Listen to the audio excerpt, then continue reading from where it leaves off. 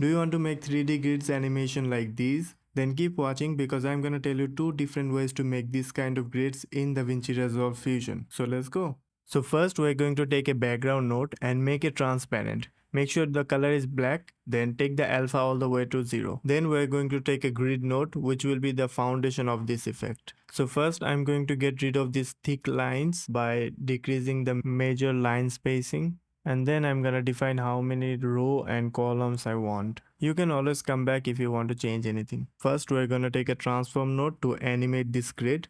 Then we're gonna take a image plane 3D to rotate it in 3-dimensional. And then finally we're gonna take a render 3D node to render image plane 3D. Now we can start building our 3D grid. So first we're going to image plane, then transform, and increase the Z value to fit the screen. Then in the rotation, we're gonna dial up the X rotation and make it rotate in the vertical axis. Now in the transform, we're gonna take this Y down to take our grid down at the bottom. And maybe I wanna rotate it a little more on the X axis until it looks right about like a floor. Then after our floor is set up, we can start animating it. So let's go to the transform node, and maybe we want a second viewer. So let's take a second viewer and pop this transform node on the first viewer. And now let's start animating. So first at the beginning, we're gonna add a keyframe on the center value. Then go few frames forward and take the grid all the way to down until you don't see the top line. Make sure you like the speed it's going.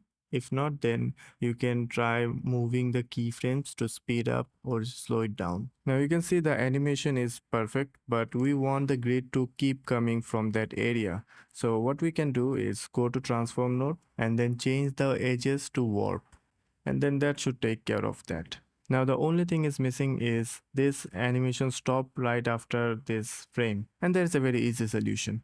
Select the transform node, go to the spline panel, select all the keyframe, and then click on this button set loop, and it will keep looping this animation. Add a media out node, and also let's add a final touch-up. We're gonna add a ellipse mask. Make sure everything is inside the mask except the top part of the grid, because we're gonna add some feather to that. And also there is another way of doing the same effect by using DVE node. So let's copy this node because it's basically the same process. But before you connect the transform node with the DVE node, make sure to change the edges back to the canvas. Then if we view the DVE node, you can see it has all the same rotation controls, but with an extra perspective option. I'm going to tell you in a minute what it does. First, let's set up the grid. Again, we're going to rotate it using the x-axis. Now by using the perspective slider, we can warp this grid into a perspective that looks great. Now the only thing is to fix that the grid isn't continuous anymore. The reason I changed the edges to canvas again, because if you change it to the warp again, you see there's nothing really works. And it's also crashed few times when I tried before. So we have to try an alternative method. The easiest method would be filling this gap with another grid. So we can reuse this grid again, but to keep everything simple, I'm going to copy these two nodes and then connect right after this node. It will create a merge node, and then we can add a transform node and change the position of this grid by using the center value, and make sure to keep the grid connected with the previous grid. And now if you check through the DVE node, you will see it's got a little longer, but that doesn't matter. We're gonna mask it out anyway. Now one thing you should know, instead of using these two nodes by copy and pasting again, we could have just used these nodes again. So let's delete them and then connect this output with this transform input. And you can see this is basically the same thing.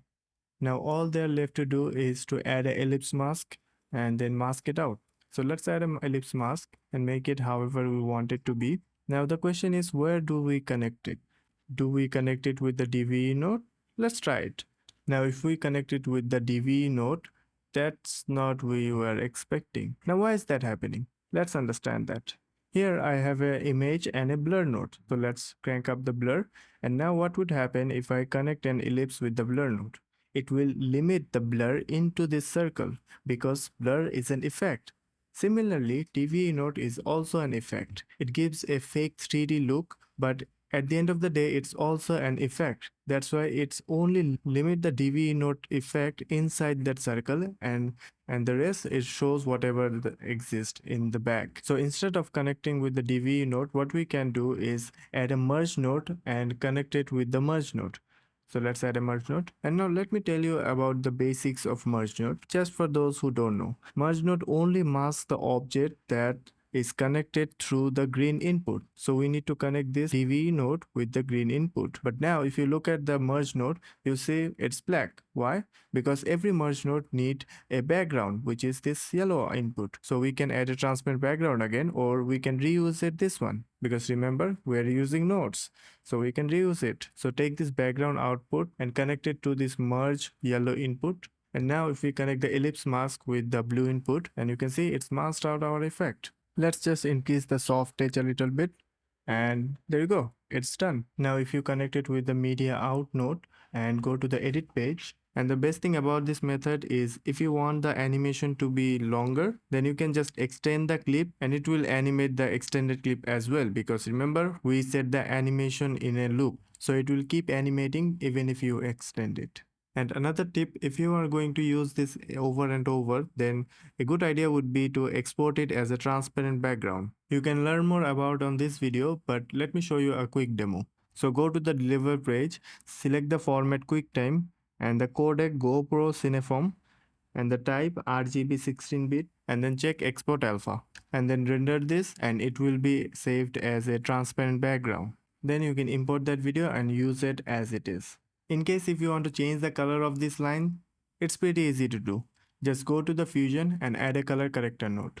And now you will be able to change the color to anything. And that's it.